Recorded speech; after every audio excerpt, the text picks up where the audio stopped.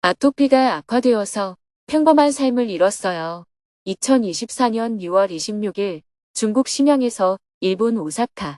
안녕하세요. 오늘은 4박 5일 동안의 중국 답사를 모두 마치고 인천공항을 거쳐 일본으로 가는 날입니다. 스님은 새벽 기도와 명상을 마친 후 아침 7시에 숙소를 떠나 심양공항에 도착했습니다. 공항에서 평소 북한 인도적 지원 사업을 도와주던 지인의 따님이 인사차 와서 만나게 되었습니다. 아기 엄마인데 평소 일할 때 스님 법문을 자주 듣는다고 하며 다음에 스님이 중국을 방문할 때는 꼭 식사 초대를 하고 싶다고 했습니다. 스님의 책이 삶에 많은 지침이 된다고 감사 인사를 했습니다. 함께 기념 촬영을 하고 헤어졌습니다. 그리고 4박 5일 동안 함께 답사하고 운전을 해준 조신님과 진신님이 일찍 한국행 비행기를 타야 해서 함께 사진을 찍고 인사를 나누었습니다. 심양공항 한쪽 편에는 유유히 흐르는 압록강의 사진이 사뭇 장엄한 모습으로 전시되어 있었습니다. 비행기는 무사히 인천공항에 도착했고 스님은 함께 답사를 마친 좋은 벗들 활동가와 작별 인사를 나누었습니다. 잠시 한국에 들렀지만 인천공항에 도착하자마자 다시 일본으로 떠나는 여정을 시작했습니다. 곧바로 환승 게이트로 가서 일본으로 동행할 활동가들과 합류했습니다. 공항에서 오사카로 향하는 탑승구로 이동했으나 출발 시간이 1시간 10분 연기되었습니다. 기다리는 시간 동안 스님은 탑승구 앞에서 실천적 불교 사상 원고를 꼼꼼히 교정했습니다. 오후 4시가 되어 비행기는 일본 오사카를 향해 힘차게 이륙했습니다. 비행기 안에서도 스님은 원고 교정에 몰두하고 잠시 눈을 붙였습니다. 1시간 50분의 비행 끝에 일본 간사이 공항에 도착했습니다.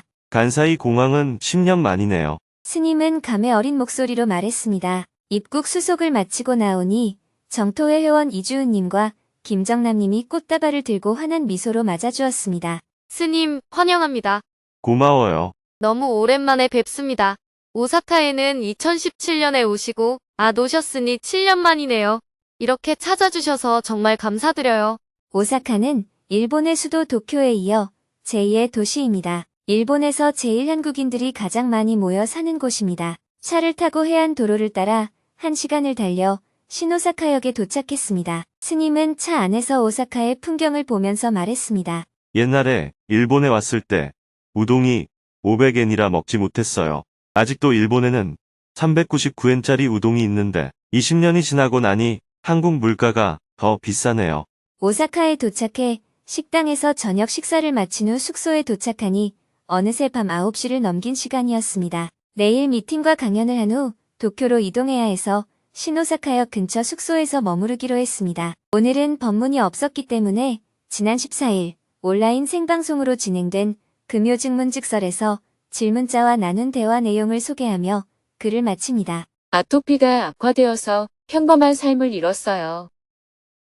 저는 28년차 만성 재발성 아토피로 고생하고 있는 29살 여자입니다. 평생 어머니의 희생 덕분에 아토피를 잘 조절하며 살다가 성인이 된 후에는 회사 생활과 공부, 연애 등 저의 욕망에만 집착해서 살다 보니까 병이 너무 악화되어서 퇴사를 하게 되었습니다. 연애도 끝내고 지금은 시골로 내려와서 아토피 치료에만 집중하며 살고 있습니다. 아토피는 생각보다 잘 낫지 않고 오히려 악화가 되고 있어서 진로가 더욱 걱정됩니다. 어떤 일을 해도 평생 아토피가 발목을 잡을 것 같아서 평범한 인생을 꿈꾸는 게 사치라는 생각도 듭니다. 피부가 다 나을 때까지 아무것도 하지 않는 게 좋을지, 피부에 신경을 덜 쓰고 진로를 위해 시도해 볼 수 있는 것들을 해보는 게 좋을지 고민입니다. 그리고 평범한 삶에 대한 집착을 버리는 방법도 궁금하고, 제가 시골에 내려와서 식단과 운동이 잘 실천되지 않을 때가 많은데 스스로 더 통제하고 절제하는 방법을 여쭤보고 싶습니다. 질문자는 지금 평범한 일상을 보내고 있어요. 다른 사람들처럼 술 마시고 자극적이고 기름진 음식을 마음껏 먹는 것이 평범한 것으로 생각한다면 잘못 생각하고 있는 겁니다. 평범한 일상이라는 것은 밥을 먹을 때가 되면 밥을 먹고 땀 흘려 일하고 저녁에 돌아와 씻고 편히 자는 게 평범한 일상이에요. 5000년 전부터 지금까지 인류는 그렇게 살아왔습니다. 요즘 와서 조금 더 잘 먹고 잘 살게 된 것일 뿐입니다. 80억 인구 중에 질문자가 기대하는 것처럼 사는 사람은 오히려 소수에 속합니다. 지금 우리의 모습이 평범한 게 아니에요. 우리가 특별한 삶을 사는 겁니다. 조선시대로 예를 들면 왕족의 삶을 사는 것과 같아요. 귀족들은 기생집에 가서 놀고 먹는 게 평범한 삶이고 일상이지만 일반인에게는 일상이 아닌 것과 같습니다. 오늘날 대한민국의 젊은이들은 지금처럼 사는 게 일상일지 모르겠지만 전 세계의 80억 인구 중에서 보면 부유한 나라에 있는 소수의 사람만이 질문자가 얘기한 평범한 삶을 살고 있습니다. 그러니 질문자가 지금 사는 삶이 평범한 삶입니다. 다만 질문자가 평범하지 못한 건 부모에게 의지해서 자립하지 못하고 있다는 거예요. 먹고 자는 것만 보면 옛날 귀족들과 다를 게 없습니다. 그래서 생각을 바꾸셔야 해요. 피부에 아토피가 생기는 건 체질입니다. 전생에 죄를 지은 것도 아니고 하느님이 내린 벌도 아니에요. 복숭아를 먹으면 두드러기가 생기는 사람이 있고 알코올 분해 효소가 없어서 술을 한 방울도 못 마시는 사람도 있습니다. 사람마다 똑같은 음식을 먹어도 몸에서 일어나는 반응이 다른 게 자연스러운 것입니다. 복숭아 알레르기가 있으면 복숭아를 안 먹으면 되는데 다른 사람들은 다 복숭아를 먹을 수 있는데 왜 나는 못 먹지? 이렇게 잘못 생각하고 있는 거예요. 다른 사람들은 복숭아를 먹을 수 있지만 나는 못 먹는 게 자연스러움입니다. 산에 가면 야생 열매가 많이 있는데 그 중에 사람이 먹을 수 있는 열매가 있고 못 먹는 열매가 있는 것처럼 피부에 아토피가 난다는 것은 복숭아를 먹으면 알레르기가 생기는 것과 같은 것입니다. 동물은 먹어도 괜찮은 열매가 사람이 먹으면 몸에서 독이 되는 음식이 있는 것과 같습니다. 그런 음식은 안 먹으면 되지 무슨 특별한 문제가 아니라는 거예요. 꼭 복숭아를 먹을 수 있어야 평범한 사람이 되는 게 아니에요. 체질에 안 맞는 건 안 먹으면 됩니다. 질문자도 체질에 맞게 살면 돼요. 대부분의 사람들이 조미료가 들어간 음식을 먹어도 약간의 부작용만 있지 증상이 심하지 않은데 아토피가 있는 사람은 굉장히 민감하게 반응하는 겁니다. 저도 냉기 알레르기가 있습니다. 겨울만 되면 피부가 가렵고 피가 날 정도로 힘듭니다. 추운 곳에 있다가 더운 곳으로 오면 온몸에 두드러기가 나는 현상이 있어요. 이런 증상은 체질이기 때문에 특별한 해결책이 없습니다. 겨울이 올 때마다 가려우면 긁으며 살든지 식사나 생활을 더 조심해서 하면 됩니다. 조금이라도 가려움을 유발할 만한 음식이 있으면 겨울에는 안 먹어야 해요. 그리고 항상 피부에 냉기가 닿지 않도록 하면 됩니다. 이렇게 체질에 맞춰서 생활하면 돼요. 봄에 창문을 조금만 열어도 콧물이 줄줄 흐른다면 미리 대비하면 됩니다. 꽃가루 알레르기가 있다면 약을 먹든지 마스크를 쓰고 살든지 그냥 코를 흘리고 살든지 결정해서 지금 조건에 맞게 대비를 해서 살면 됩니다. 더우면 옷을 적게 입고 추우면 옷을 더 입으면 되잖아요. 다른 사람들은 다 옷을 겹겹이 입고 다니는데 나만 왜 얇게 입고 다녀야 합니까? 또는 다른 사람들은 다 옷을 가볍게 입고 다니는데 나는 왜 두꺼운 옷을 입어야 합니까? 하는 얘기는 너무 지나치게 자기중심적인 생각입니다. 자기 체질에 맞게 사는 것이야말로 자연스럽고 평범한 삶이에요. 아토피가 있는 사람들은 공기가 나쁘거나 물이 나쁘거나 음식에 조미료가 많이 들어있으면 피부 가려움증이 더 심해집니다. 그런 분들은 시골에 내려가서 가능하면 유기농으로 채소를 직접 가꿔서 요리 과정을 거치지 않고 생채식에 가깝게 먹으면 상태가 훨씬 좋아집니다. 질문자는 도시에 살고 싶겠지만 그것은 본인에게 평범한 게 아니에요. 체질적으로 도시 환경과 음식에 맞지 않기 때문입니다. 시골에 내려가서 살더라도 농사 지을 때 제초제를 뿌린다든지 비료나 농약을 치게 되면 알레르기가 심해집니다. 이런 것들은 다 화학 제품이기 때문입니다. 그러니 자기가 먹을 것은 우선 유기농으로 하고 그 다음에 판매할 것을 좀 더 재배해서 수입을 얻어야 합니다. 안 그러면 인터넷으로 할 수 있는 프로젝트를 받아서 생활비를 마련하는 방법도 있습니다. 부모님이 약간의 도움을 주실 수 있으면 시골에 방을 하나 얻는 것 정도는 지원받을 수도 있겠죠. 이렇게 생활하면 되지. 아토피는 그렇게 큰일이 아니에요. 별일 아니라는 관점을 가지면 좋겠습니다. 육체적으로 아무리 건강해도 한 끼 음식을 구하기 위해 하루 종일 일해야 하는 사람도 있습니다.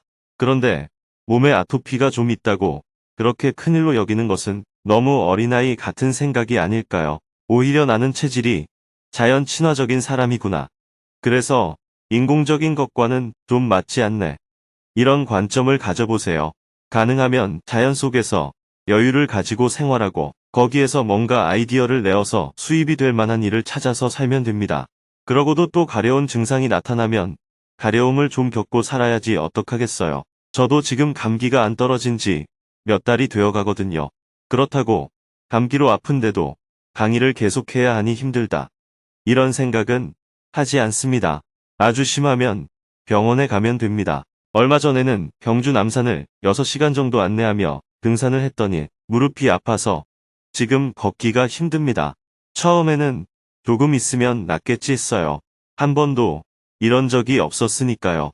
그런데 일주일이 지났는데 처음보다 더 아파져서 결국 병원에 가서 엑스레이를 찍어봤어요. 특별히 물이 차거나 이상이 있는 것은 아니라니 조금 더 기다려보자 했습니다. 기다리면서 할 수 있는 조처가 있으면 취하면 되는 것이고 만약 이 상태가 계속되면 산에 안 가면 돼요. 더 안 좋아지면 휠체어 타는 것 말고 달리 방법이 있겠어요. 이렇게밖에 할 수 없는 일을 갖고 자꾸 옛날 생각을 하면서 다른 사람들은 다 등산을 하는데 나는 왜 등산을 못합니까? 이런 생각을 할 필요가 없습니다. 자기 나이, 자기 건강, 자기 상태에 맞게끔 살아가는 게 평범한 삶입니다. 그러니 너무 걱정하지 마세요. 병은 누구나 다 있습니다. 병을 조금씩 안고 살면서 예방할 수 있는 일은 예방하는 겁니다. 어떤 음식이 먹고 싶더라도 그걸 먹고 내가 가려워진다면 이 음식은 다른 사람에게는 맛있을지 몰라도 나한테는 독이구나 하고 그 음식을 안 먹어야 합니다. 관점을 그렇게 가지고 살아가면 지금 당장 아무 문제가 없어요. 눈이 안 보이는 것도 아니고 귀가 안 들리는 것도 아니잖아요. 나에게 주어진 것을 받아들이고 살아야 합니다. 자꾸 남을 쳐다보면서 저 사람은 안 가려운데 왜 나만 가려운가 하고 생각할 필요가 없습니다. 오히려 질문자는 기후위기 시대에 친환경적인 자연 생태 속에서 생채식을 하며 살아가는 미래지향적 삶을 체질적으로 타고났다고 긍정적인 생각을 하며 살면 좋겠습니다. 식단 조절과 운동을 철저하게 하고 싶은데 그게 많이 어렵습니다. 그게 잘 안 된다는 것은 식단 조절이나 운동을 안 해도 살만하다는 방증입니다. 피부가 가렵다고 해도 견딜 만한가 봅니다. 아무리 음식이 맛있어 보여도 여기에 독이 들었다 하는 말을 듣고 그래도 조금만 먹어보면 안 될까 하는 사람은 없어요. 종류와 색깔과 맛에 관계없이 독이 들었다 하면 그걸로 딱 끝이 나야 합니다. 운동을 해야 몸이 좋아진다고 하면 운동을 하는 것이고 생채식을 해야 한다면 생채식을 하면 되는 것입니다. 그걸 하려고 하는데 잘 안 된다는 말은 할 필요가 없습니다. 안 되면 그냥 안 되는 대로 살면 됩니다.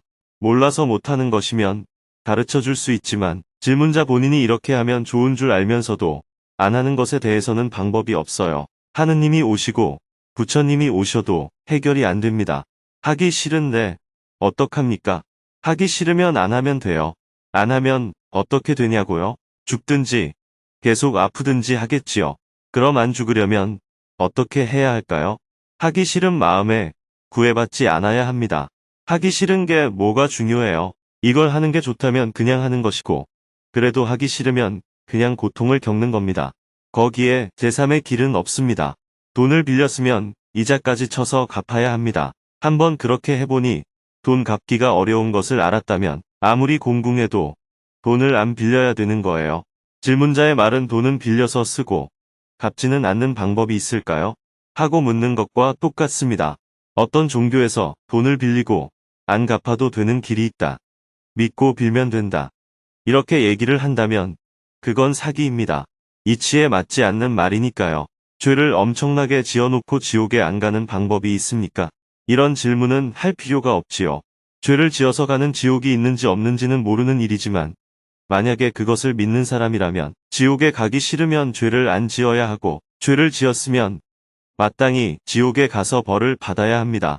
그런 질문을 자꾸 하는 데는 다른 이유가 있겠지요. 젊은 사람이 미꾸라지처럼 자꾸 이리저리 빠져나가려고 하지 마세요. 어떤 음식을 먹으면 가렵다고 할 때 질문자가 할 수 있는 결정은 두 가지예요. 먹고 좀 가렵든지 가렵기 싫으면 안 먹는 겁니다. 먹고도 안 가려운 방법은 없습니까? 이런 얘기는 할 필요가 없다 이 말이에요. 저는 아이스크림을 먹으면 바로 설사를 하거든요. 그래서 아무리 권해도 잘 안 먹어요. 그런데 가끔 스님, 이거 참 맛있어요. 드셔보세요. 이러면 몇 숟가락 먹기도 합니다. 그럴 때는 바로 설사하러 가면 되죠. 자기가 선택하고 자기가 결과를 받아들여야 합니다. 감사합니다. 내일은 오전에 숙소에서 수행법회 생방송을 진행하고 오후에는 일본 평화통일연합 관계자들과 미팅이 예정되어 있습니다. 저녁에는 오사카 교민들을 위한 증문직서를 마치고 밤 기차로 도쿄로 이동할 예정입니다.